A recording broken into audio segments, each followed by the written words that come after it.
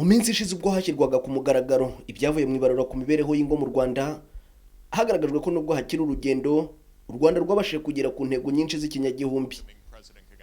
Mu kiganiro yagejeje ku bitabiriye inama mpuzamahanga ku ntego z'iterambere rirambye yateguwe na kaminuza ya Columbia i New York, Perezida Kagame yavuze ko ibyo u Rwanda rugeraho bishingiye ahanini ku guha agaciro uruhare rw'abaturage.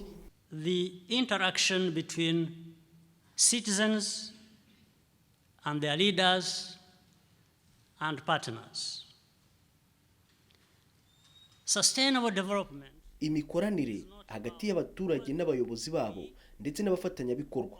Iterambere rirambye ntirivuze ibyo twe duteraniye aha tubakorera, ndavuga abo baturage, ahubwo ni ukuvuga ibyo bo ubwabo baba bahisemo umunsi ku wundi. Twe duharanira kubaha ibibafasha guhindura ubuzima bwabo, ariko nanone ni ngombwa ko dufata umwanya tukaganira n'abaturage kuko nibo bashyira mu bikorwa bya bitekerezo byiza. Time to connect with these citizens because in the end they are the ones who implement these good ideas. Perezida Kagame yagaragaje ko iyi ngingo y'uruhare rw'abaturage ari ingenzi cyane, ariko hamwe ngo bakunze kwibagirwa bakibanda ku bitekerezo byiza ndetse n'amafaranga yo kubishyira mu bikorwa.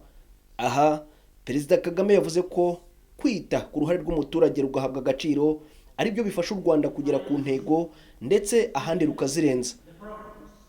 Bamwe mu bavuye mu bihugu bya Afurika bakitabiriye inama ya New York bemeza ko u Rwanda rwakagombye kubera urugero ibihugu bitandukanye ku mugabane wa Afurika.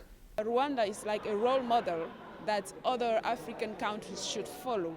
And we really appreciate the fact that the conference has. U Rwanda ni igihugu cyatanze urugero ibindi bihugu bya Afurika bigomba kugenderaho.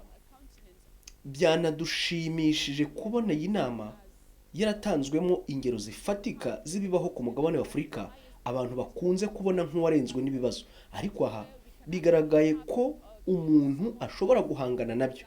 Nibyo u Rwanda rwerekanye runatanga urugero ibindi bihugu bikwiye gukurikiza.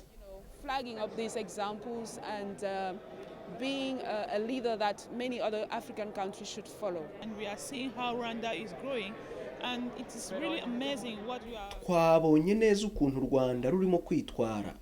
Ni ibintu bishimishije, rwitwaye neza mu ntego z'ikinyagihumbi none biraganisha mu ntego z'iterambere rirambye. Nyuma y'intego z'ikinyagihumbi ubu ibihugu byinshi bihanze amaso intego z'iterambere rirambye arizo Sustainable Development Goals. Aha akaba ariho bamwe bagaragaza ko ibihugu bya Afurika byahaha amasomo ku Rwanda hashingiwe ku kuntu rwitwaye mu gushyira mu bikorwa intego z'ikinyagihumbi.